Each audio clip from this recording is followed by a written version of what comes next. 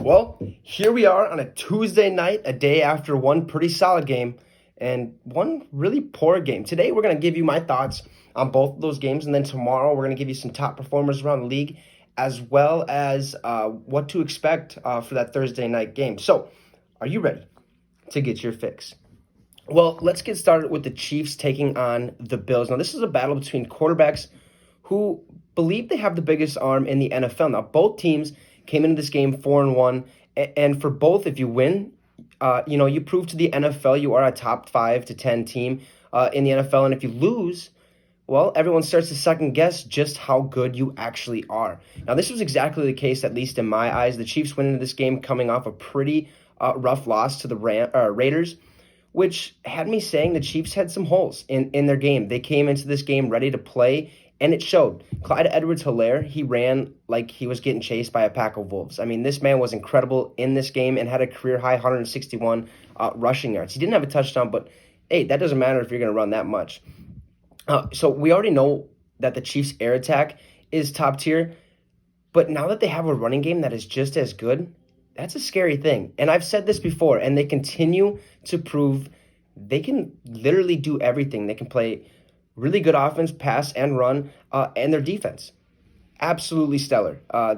They're very consistent. They're not the greatest, but they're good. They'll keep their offense, ahead of the game every once in a while. So, I mean, their defense was also really solid and made it tough on Josh Allen. You could really, really tell that Josh was uncomfortable, and he kind of looked like a rookie again. I seen a post last night after the game that kind of made me laugh, and it said that the imposter for the MVP race was Josh Allen. Now, Josh Allen is still a good quarterback, but after those past two performances, I'm taking him out of my MVP race. He's probably 4 or 5, maybe even lower than that. I got Russell Wilson 1, Patrick Mahomes 2, and then I probably have Aaron Rodgers 3. I mean, last week I noted how the only thing the Bills have is a passing game. Okay, and now they need to address their run, and that they need to address their running game. Well, this week, Josh Allen only had 122 passing yards, and the Bills had a total of 84 rushing yards. Now they need to address both. Okay, the Chiefs absolutely dominated the Bills' offense and controlled the entire game. Again, though, the Bills, they need to address that running game because Devin Singletary isn't cutting it. Josh Allen had 42 rushing yards, and Singletary only had 32. Like, are you really going to let a quarterback outrun you unless if you're Lamar Jackson? Then I understand. But seriously, come on, dude. You're running like you're a second-string running back who gets maybe 5 touches a game when you actually get about 12 to 15. You should be getting at least that 70-yard range. I mean, the main reason Josh Allen had more rushing yards, though, than Singletary is because they had to pass more than they ran again.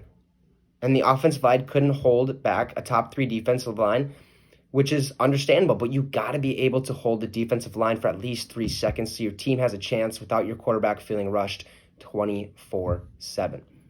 Now, this was a really good game, okay, for both teams, but the Bills need more work than the Chiefs do, which is obvious. So my top 3 performers for the Chiefs are Patrick Mahomes, Clyde Edwards-Helaire, and Travis Kelce. For the Bills, I got Stephon Diggs, Cole Beasley, and that's it. No one else really performed that well. So moving over to the Cardinals taking on the Dallas Cowboys. Now, this game was entirely all Cardinals. I mean, they absolutely steamrolled the Cowboys. And the Cowboys are a completely different team without Dak. Andy Dalton threw the ball 54 times, and he didn't do terrible with 266 yards, but the man had a bunch of backups for an offensive line and was making throws that he probably shouldn't have. He was rushed to make plays where he screwed up throwing 2 interceptions and was sacked 3 times.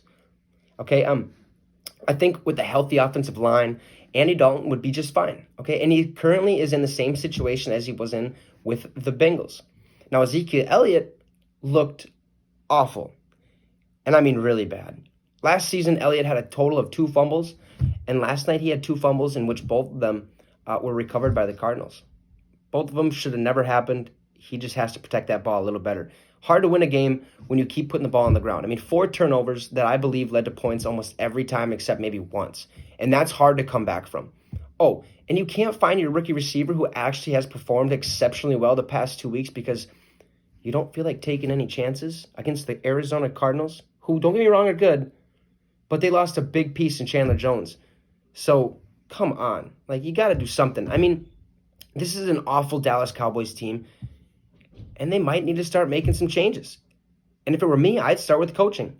Mike McCarthy is god-awful, okay? And he looks the exact same as when he did when he left the Packers. He can't coach. He's very stagnant. The Cardinals look pretty solid, okay? And Kyler Murray, he used his feet to his ability the majority of the game. Now, this was a running game for the Cardinals mainly because they knew that the Cowboys wouldn't be able to stop the run from early on in the game. Kyler Murray had 74 rushing yards with a touchdown, and Kenyon Drake had 164 yards, which is unbelievable, by the way. And he also had 2 touchdowns. I mean, this was the Kyler Murray show by far, and I think he made the throw of the week to Christian Kirk for 80 yards. I mean, he dropped back and let that ball go, in which I had no idea that Kyler could actually throw that far. But hey, he did, and it was placed in the most perfect place he could have put it. And, Christian Kirk, he did his part to make a good catch and score a touchdown. He could have easily dropped it, but, he stayed on his feet, made the catch, and scored a touchdown. I think that right there is the best throw of the week, and it was phenomenal. I mean, this was a completely different Cardinals team that we've actually noticed the past 6 years. I think the Cardinals have a legit chance to win their division over the Seahawks, which is, that's saying something, but it's going to be tough. That addition of DeAndre Hopkins really, really helps them out, but losing Chandler Jones on defense could put them in jeopardy just a little bit. I think they're still going to be neck and neck with the Seattle Seahawks. I think the Niners are pretty much done. The Rams,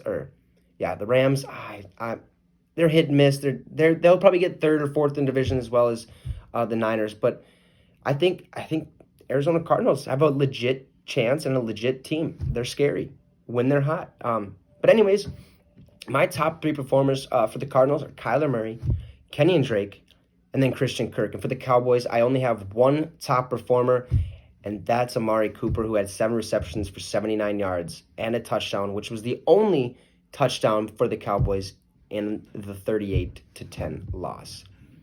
Well, that's going to end our discussion today as we witnessed one good game and one awful game yesterday. But now, here we are on our way to Week 7 tomorrow, I believe it's 2 days from now, in which we're starting to see what teams belong and what teams are just kind of playing for a draft spot now.